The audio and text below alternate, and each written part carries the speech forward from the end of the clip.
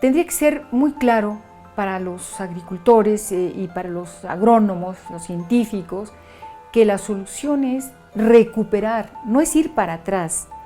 Ir para adelante es recuperar lo que era válido en la naturaleza, en las leyes de la naturaleza.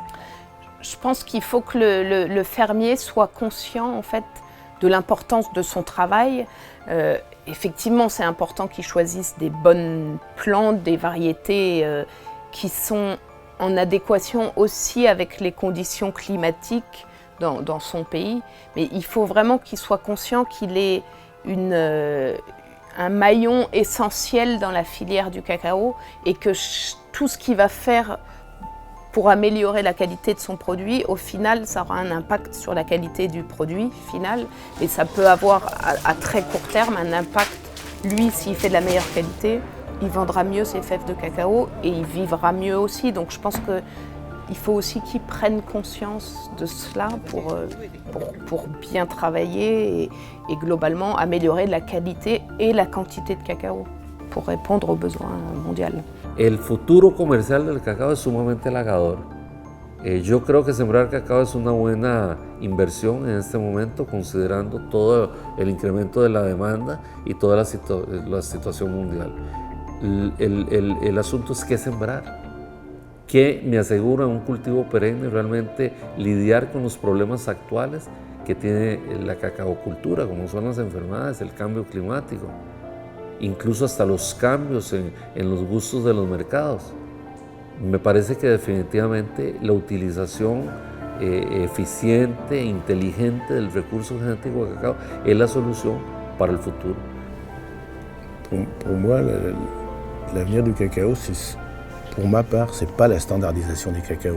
C'est vraiment d'aller trouver des typicités dans différents pays pour pas que ce soit tout homogène et que tout le monde goûte le même cacao dans 50 ans. Et je pense que c'est ça qu'il faut conserver, cultiver et retrouver, alors que ce soit par la génétique ou que ce soit par la process, l'apprentissage des planteurs, de retrouver des typicités du cacao qui font que tout le monde ne mangera pas le même cacao et en fonction de ses habitudes, sa culture, etc., pourra faire des choix, alors que pour moi la standardisation c'est pas idéal. Le monde du cacao évolue. Il y a aussi les consommateurs du cacao aussi augmentent. Il y a la Chine et l'Inde qui entrent en consommation de cacao.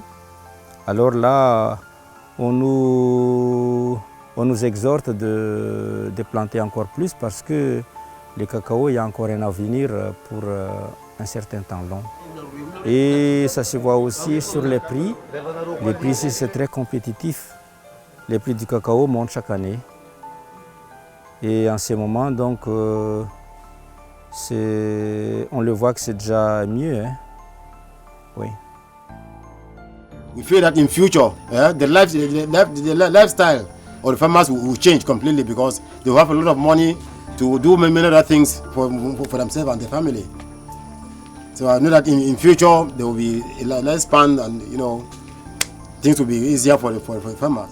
Yo espero en 10 años tener producciones de cacao carbono neutral que podamos decir que es compatible con el uso del bosque, con el bosque en pie.